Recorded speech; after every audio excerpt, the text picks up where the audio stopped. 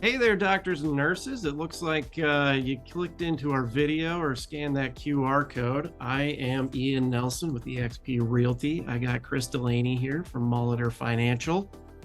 We just wanted to touch a couple points here on one, the nurses loan program, nurses and doctors loan program, and then a traditional route to buying a home in case that isn't the route that you want to take. But we're both here. We're happy to help in any way that we can. And the best part of doing this is just getting you started so you can organize, you can plan, and start making action onto that plan of purchasing a home, hopefully here in the next 12 months. So, Chris, what do you got for me?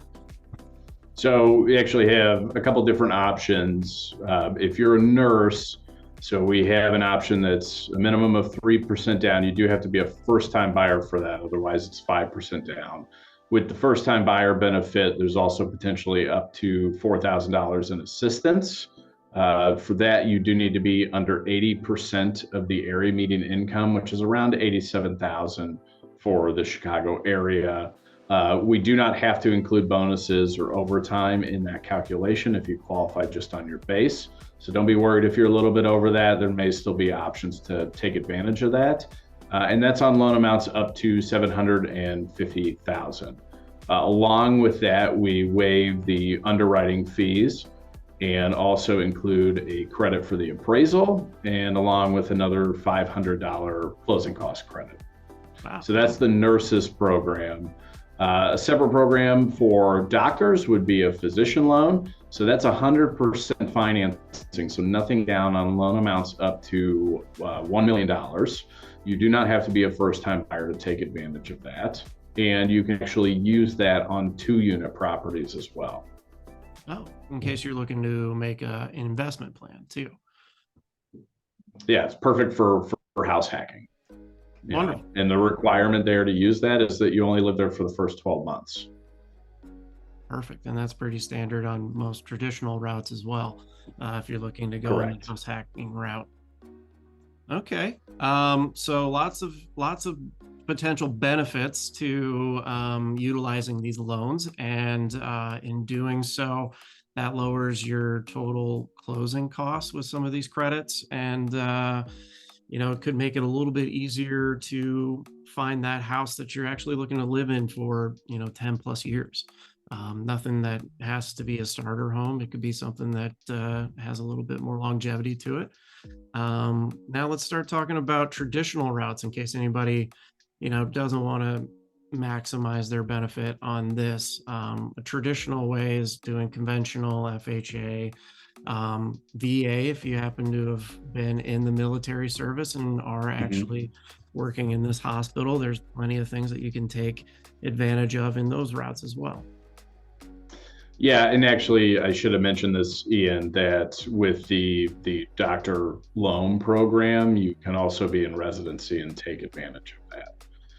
But in terms of traditional financing, so traditional conventional financing, if you're a first-time buyer, that's still a minimum of 3% down. Otherwise, it's 5% down. And in order to be considered a first-time buyer, you just cannot have owned in the last 3 years. So if you own more than 3 years ago, you are still eligible to utilize that. But then, of course, we could also look at, again, the multi-unit scenario, which is, they're just now rolling out 5% down options for 2 to 4 units, which is really, really exciting. So if you've ever thought about getting into the house hacking game or building a little real estate empire, that's a really great way to get started. And for that, you do have to live in the property again for the first year. And it's something that you can take advantage of over and over and over again.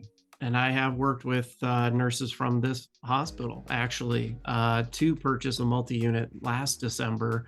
And now they have that thing fully rented and it is cash flowing for them, which is an amazing thing considering, rates were on the rise and now we're starting to see them tag down a little bit. There's still maybe some volatility left in the market, but nothing that you can't refinance later, correct? Yeah, assuming rates come down to a point where refinancing makes sense, it's absolutely a possibility. We always want to look at kind of the break even on those costs and things like that to make sure that it really makes sense. But yes, it's always a possibility if rates do drop that you could refinance. Perfect. Well, I think that's pretty well touched base. The only other thing is how do you end up working with me? We get connected together, so you're going to find all the info around this break room in the hospital here. All you have to do is reach out, email, text, call. I'm always happy to answer and discuss really what your options are. And the best route of getting started is getting all of us connected together so we can find your price point, we can develop your searches, we can find your needs and your wants, and then put together that action plan where I get to take you out into the market, look at those homes on your days off, and really start weeding through all the properties out there so we can find you that perfect home. So outside of getting this little bit of information here, there's a little bit of work to do up front, but it's nothing that takes less than a couple of days. So once you guys are ready, be sure to hit us up and get the process started. Take care. Take care. Thanks.